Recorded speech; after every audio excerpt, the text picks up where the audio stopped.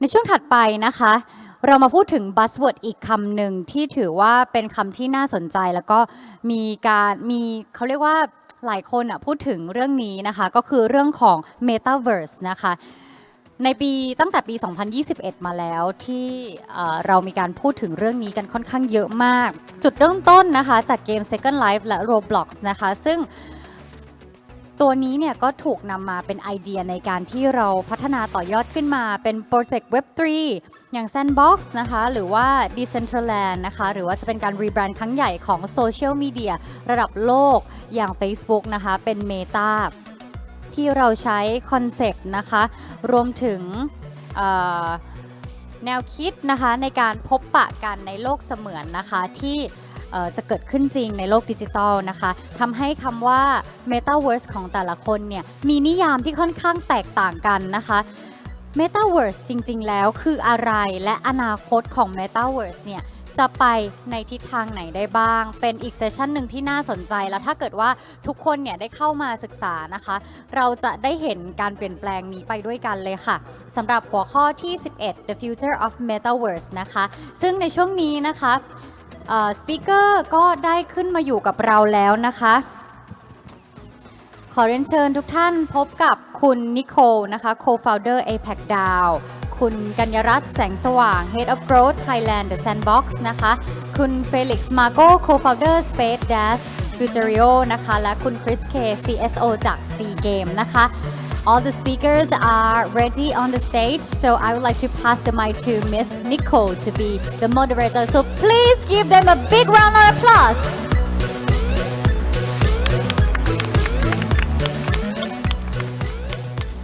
Good afternoon, Bangkok. How are you feeling?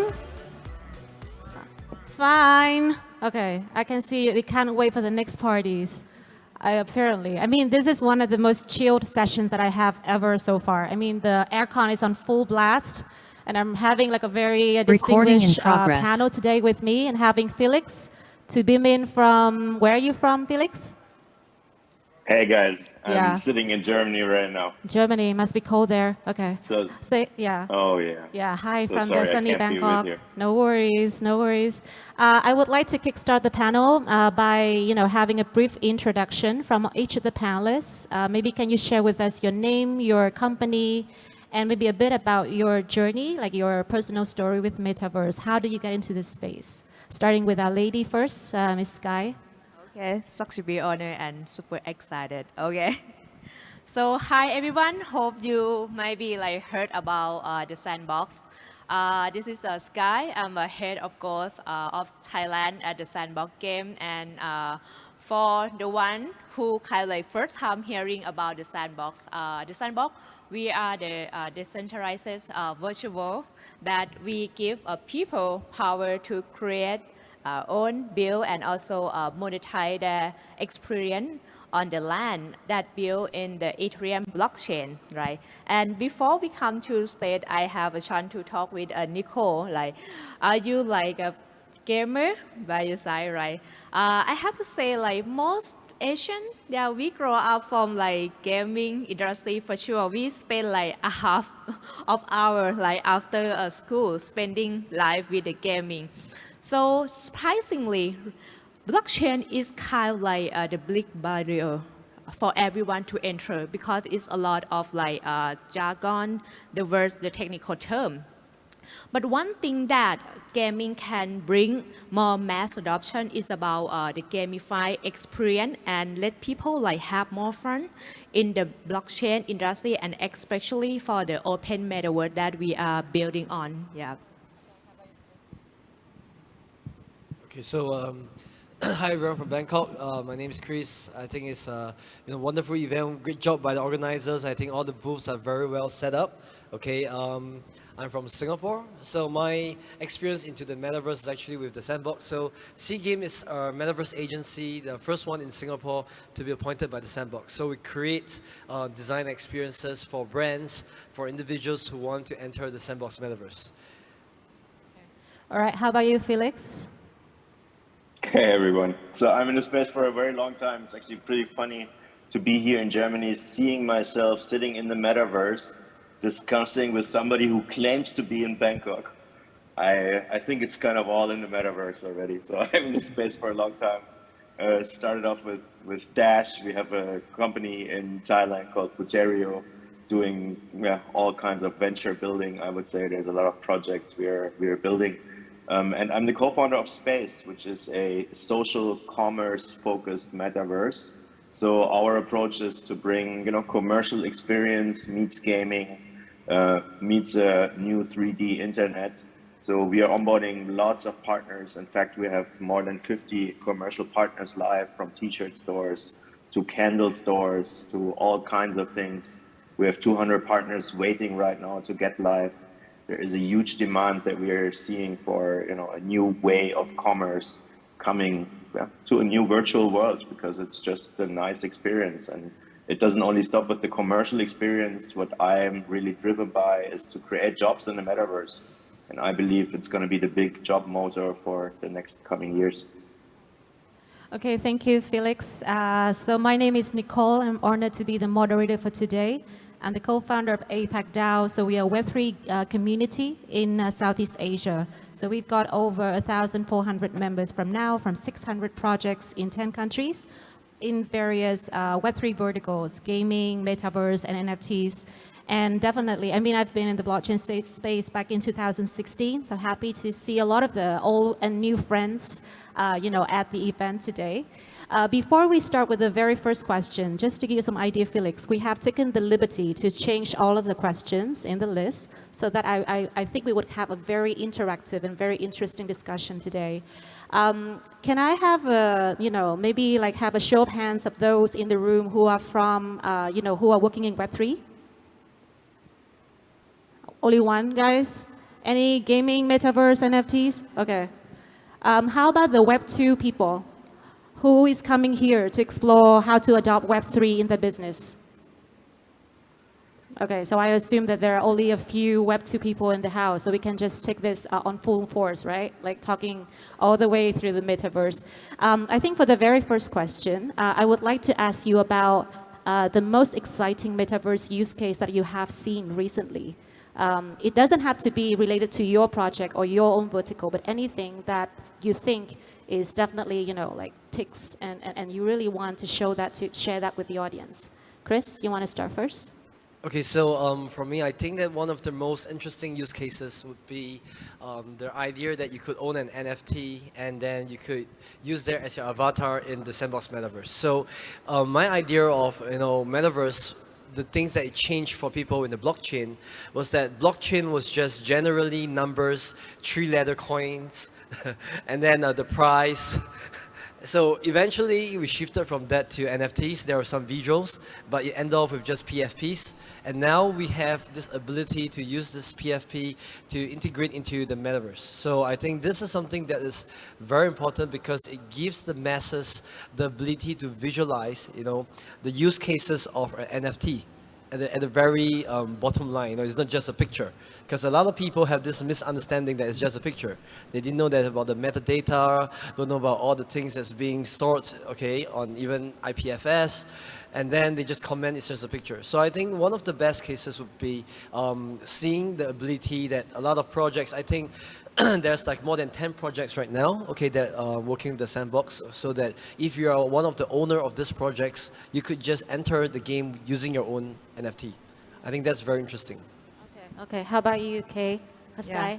I think what Kris just said is really excited part from the Sandbox as the open metaverse, because when we talk about metaverse NFT, we always talk about the utility and also the security, right? But when we talk about the scarcity of the NFT itself, it's not the long and sustainable enough for the community. And what we do is we can find how we can apply the NFT and also the customer need itself into the NFT. So mostly in the project of the Sandbox, not only for the Web3 business, but it's also the Web2 traditional business that they can see how they can embrace their business and create the new exciting experience with the Sandbox.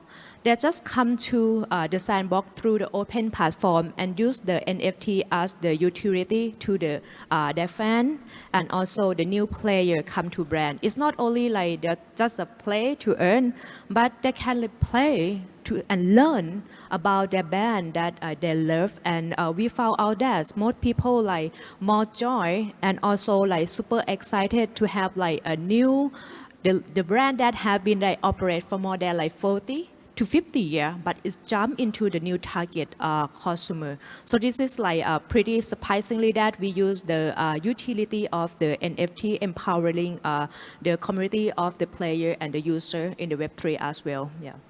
Okay. How about you, Felix? Is there anything that you are very excited recently about Metaverse use case? I gotta be honest, it's actually simple for me. What the metaverse is doing, and this is was for me the magical moment when since I entered basically, the metaverse or World of Warcraft or something like that for the first time, it brings the human back to the internet because it's suddenly voice first. It's not a chat program. I can see someone, even if it's an alter ego, but I can see you, for example, Nicole being a unicorn, and I talk to you with my voice, person to person. And that's magical. That's something so fundamentally different that makes the internet suddenly, again, a different experience and way more an experience from, seeing somebody face to face than talking to somebody face to face. So I think there are, a couple of takeaways from what you share. So we talk about ownership, right? So we talk about, let's say, the sense of ownership between the NFT owners and also the users in Metaverse, with the space or with the economy that they can create in the Metaverse.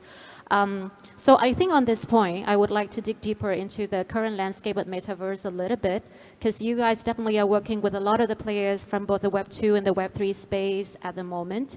And you mentioned about open Metaverse, which definitely is very fascinating, because I myself, as a Metaverse illiterate, I kind of understand that right now there are so many competing Metaverse platforms out there who actually want to get on board as many users as possible through working with, let's say, Web 2 players, through working with other games, for example. So in your opinion, what is the open Metaverse about, and how do you think that it can actually create something, some values to the current landscape of the Metaverse? So starting with Sky. Okay. Okay. So when we talk about open metaverse, absolutely we must have the opposite one, so the closed environment. So the one thing that we can see the differentiate between the metaverse or the usual virtual world, like we can see from either Roblox or the Minecraft, or even like Fortnite itself, that you can like socialize, play with your friend. But the different one of the open metaverse and the Sandbox, we are kind of like play allow the technology, blockchain, right? And we try to find what we can use the blockchain technology in the creative way. And then we found out that the metaverse and also the NFT can help us integrate it into the user generated content. So that mean the open metaverse can allow people not only to be a player, but they can be more creator, because if we look at in the life cycle of gaming or any like social media platform, it must rely on the creator who being like more creative content, and also we must rely on the development team. So when we talk about the open metaverse, it must have the strong ecosystem to support the platform that allow everyone jump into the platform and help each other refresh the content, and also like refresh all the product that can meet all the customer needs. So this is how we can see the differentiation of the open metaverse, how it's come from like the normal virtual world. Right. You want to add in something, Kris? Or? Yeah, sure. So for me, I think for the open metaverse, my answer is the choice is in the community. I think this is very important, because when we talk about something being open, when we were younger, when we had this kind of growing up in Singapore, we had the choice of what to do. I would say even what movies to watch. Okay, the choice is in the individual. So when you talk about open metaverse, it shouldn't have restrictions like how a corporate structure will be. You know, the choice is really in the community to decide what is the best for the space, okay? And very importantly, along the process, help and leverage each other into greater heights, into creating the possibilities that can be done within the space itself. So, like if there are any players of Minecraft here, you know, Minecraft grew a lot from just like a very simple game, and then eventually because of the creators that are really able to make the kind of experience much more exciting, not just for themselves, because across the process maybe they're getting very excited, you know, designing everything along the way, but also for the users who try to understand and also accomplish all the different quests, okay, that we have in Minecraft. And then that's the reason why this game, it might not be the most interactive, best graphics and everything, but it lasted to today, okay, as one of the games with the largest community in the whole world. And at the same time, you know, eventually a lot of these people grew up still playing the game. I think that's the very important part about what we have to achieve with the open metaverse, is that people of all age group would still want to participate, and at the same time, you know, allowing things to grow within the metaverse itself. Like there should be interaction, there should be chemistry within projects within that metaverse. I think this is very, very important. Like what we see in social media platforms, you know, they do this kind of live stream where there is one content creator with another content creator, you know, singing songs, doing interaction. These are the stuff that I think is very important when we really want to talk about open metaverse. Okay, so Felix, how do you envision like an interoperable metaverse then, in your opinion?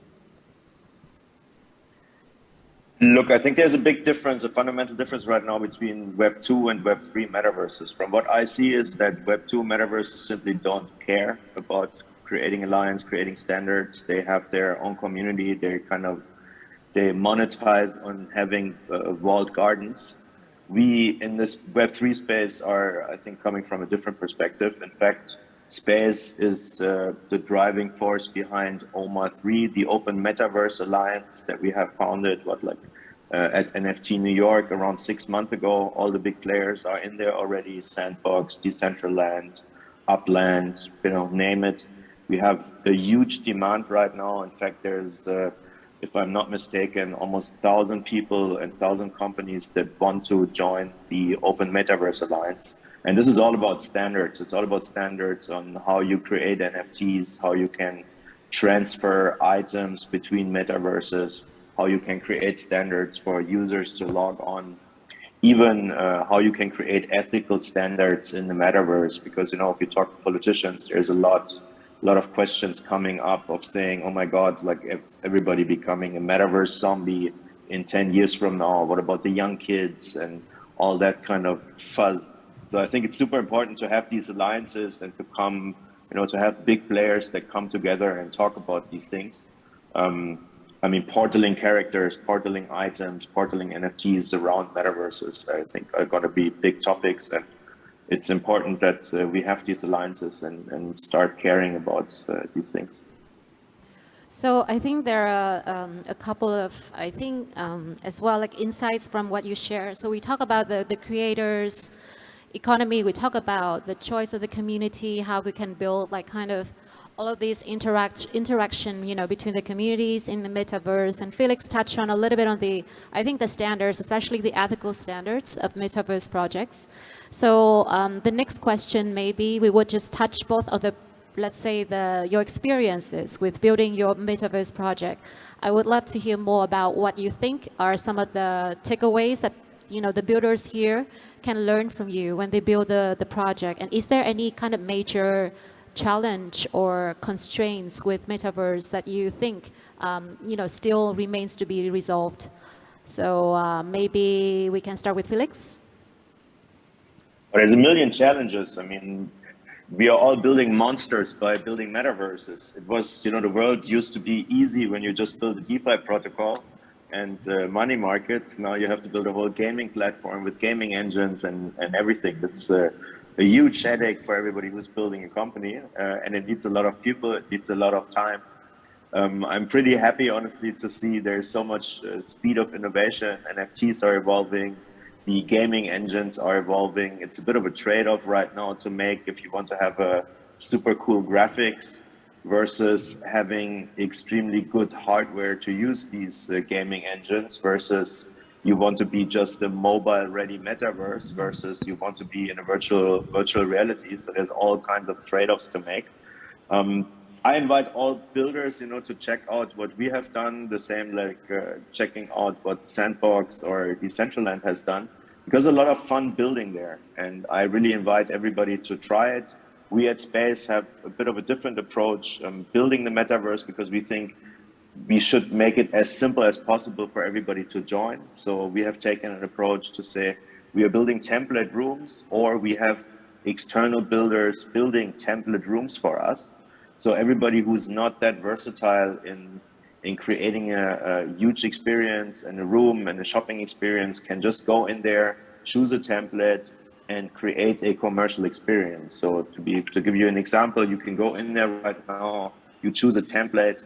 Let's say you want to have a shop, you choose a shop template, and within 15 minutes you can start selling candles, t-shirts, gift cards, whatever you fancy. And I think that's the way to go. Yeah, Take out Felix. the friction, make it as possible. Yeah, Felix. So in short, what would you recommend a builder to do or not to do when they want to build a metaverse project? Very brief, from your own experience. Now, I think participate in the existing metaverses. I think it's already too late to start a new metaverse. This has been done already. Should they do a metaverse? Should they build a metaverse, or should they just build on some other metaverse, an existing one? I think they should build on existing ones. Okay. So the reason being? It's very hard to fund the metaverse at this point. It's too late to start that. So if they want to build on an existing metaverse, what should they take into consideration if they want to pick a good metaverse platform? They should have a use case and a monetization strategy. Okay. If you're a metaverse architect, you should find out who's paying you for building cool rooms. Okay. If you are a host, you should find out who's paying you for hosting an event, and so on and so on. Sure. So what do you guys think? Should we go with the biggest metaverse platform, or should we look into different, let's say, community metric, or the value, or some other aspects of a platform, so that they can make the right decision? Kris? So I feel that I feel that at the end of the day, see, even maybe if you're from Bangkok, you realize there's this app called the Grab. Okay, so Grab encompasses almost everything you can do in Thailand. You can do payment, you can do food, you can do everything. Okay, but essentially there are still a lot of specific websites that you go to, like for rental, for property, for maybe financial stuff and stuff like that. So I would say that, of course, as a part of a builder in this industry, the more metaverse there are in the market, it's better, for the whole industry as a whole. But probably in the future, it would be very focused. It could be that, certain industries just build a metaverse for themselves, because they understand their business model, they understand, what the stuff that they need to actually work for their clients. Okay, so I would say that we are at a very, very early stage still of the whole metaverse thing. We are ready to fail. We are ready to try out different experiences. I think a lot of things that we are doing right now is really bringing the kind of culture with what we feel that we can do to the people, based on use cases, based on I would say past projects or experiences that's already been created. At the same time, we really want to welcome more community-driven projects, okay, to actually join, metaverses, because at the corporate level, a lot of things is there's a standard SOP, okay, which is restricting the creativity, of what can be done within the metaverse. However, when we talk about the community level, because everyone is on the same level, there's no exactly like corporate structure. So maybe they really know what is best for them, what they really need, okay, from the metaverse itself. And in that angle, we will really see that the metaverse growing to be a stage whereby adoption is being more friendly. People will not ask questions like, do I have to buy a VR headset just to enter the metaverse? People do not ask me questions about, do I have to have a very high power laptop to go into the metaverse. No, it could be something that is going to be around us every day. Buildings, shopping malls, houses, a lot of infrastructure, I believe, would encompass metaverse itself as a whole. So what we are doing right now is just a trial and error. Just go ahead, create as much as you can, and then eventually you see what works out. Yeah, actually, this question is a bit tricky. And yeah, I love the question. The big barrier, right? I believe we might have to talk about the technology itself first as the enable of the metaverse. So I think like the VR headsets, it would be the one of, we can see the price super high and it's not like easy to people can adopt. And the second thing is about the readiness of the consumer. So mostly people in the Web3 and even like the open metaverse NFT space, we can see most of them is like more same generation with us. Lost a lot, okay. It's not a financial advice, but yeah, so we have to study about smartly spend and invest money, right? Because it have like tokenomics itself behind. And the third thing is about the user-friendly, right, the experience. So when we come to the blockchain metaverse or F3, it takes us more than 3 times to sign the contract. Yeah. So lastly, it will be a little bit linked to the sandbox itself. It's about the pace of the development or the pace of the diversify of the content. So at the sandbox, we kind of like a bit struggling to make sure that we can deliver the diverse and inclusive content because of the metaverse itself. When people come to the virtual, but we don't have anything to consume, we don't have any like the interesting, excited content, and like no one there. It's like the ghost town, right? So what we do is like we have to like recognize our creator, and I believe they are already in this room. Our builder studio, the voxel artist, the game maker, the builder. So most of them is like got the social recognition and frame recognition. But in the long term, how we think about the big barrier of how we can like sharing the revenue to them, how we can make like the metaverse in the future become like more the future work for their life, like. So what we do is like in the sandbox we have find the way to monetize our experience and also our asset to make sure that all community, the creator and even the player who already find yourself fit to be like the one who can create the business. So this one will be like the one that we still like keep diving and supporting the community to see like how the metaverse and also it can open not only for same generation, but also it can be for the SME and it also can be like the baby boomer, like our family, right, to get into the metaverse as well. Okay, I just realized that it's like a mood-changing question because everyone suddenly got like kind of like, like right on the spot when I asked this, even the panelists and maybe the audience as well. So I think our time is running out. We have heard a lot about the content, community. We have also heard about a lot of the interoperability as well, which is very fascinating in the space. So I think I would like to ask each of you to make let's say a concluding kind of remark or sharing. Like, what do you think might be the next big thing with Metaverse, and maybe some motivating kind of message to the prospective Web3 or Metaverse builders out there? Maybe starting with Felix.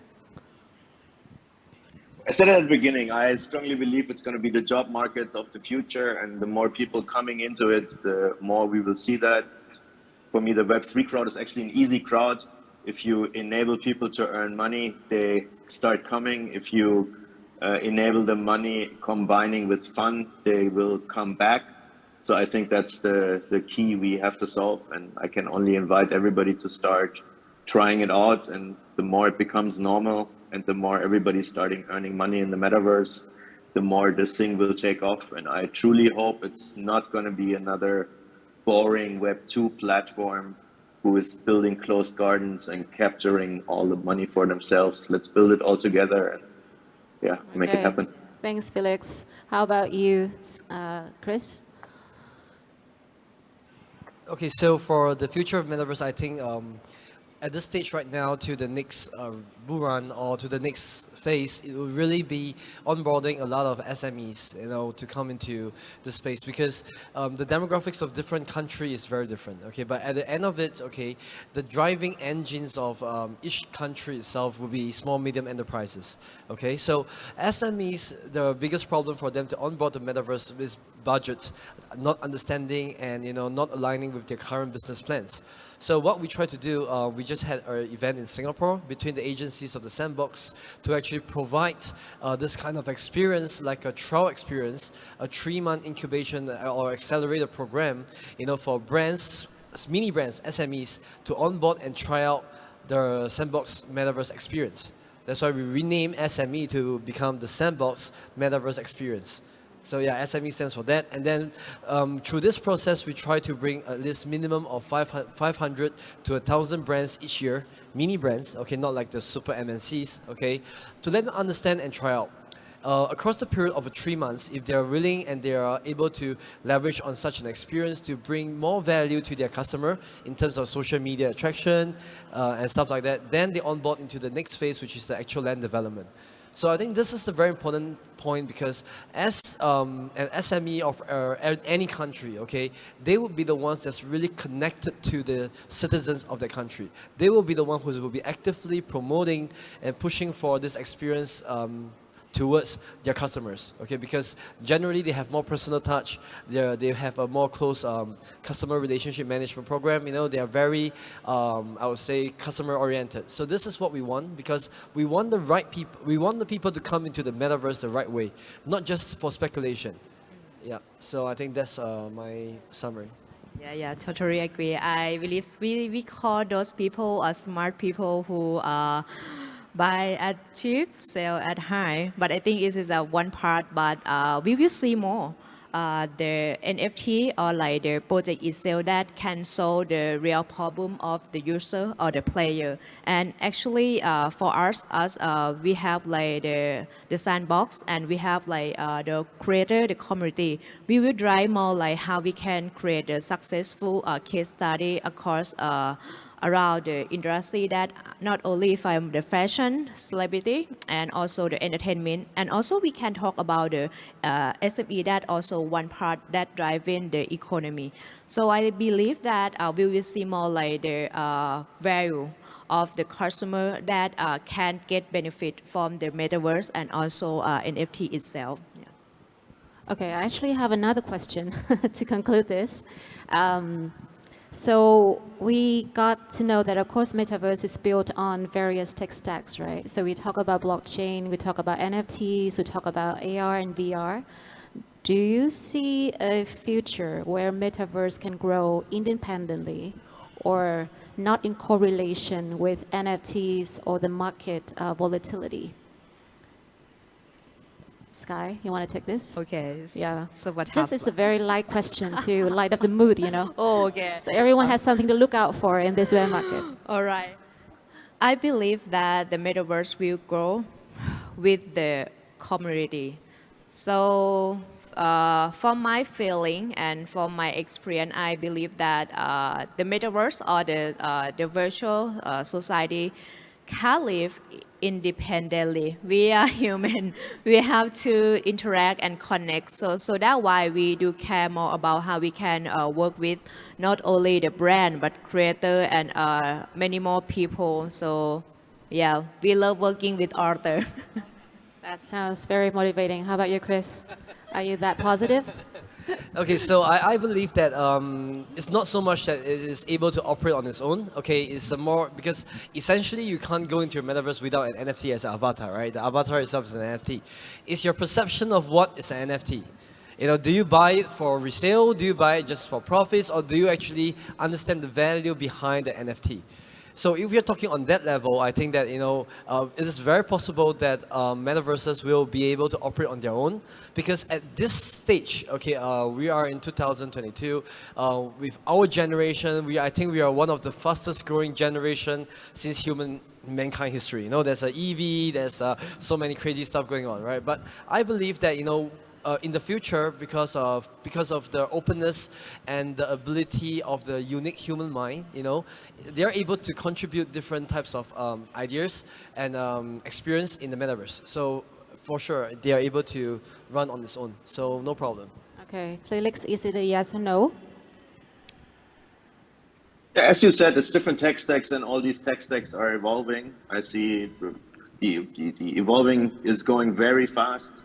We are seeing right now the 3D gaming engines becoming more web and browser friendly. We're seeing, all these kind of things that we're dealing with.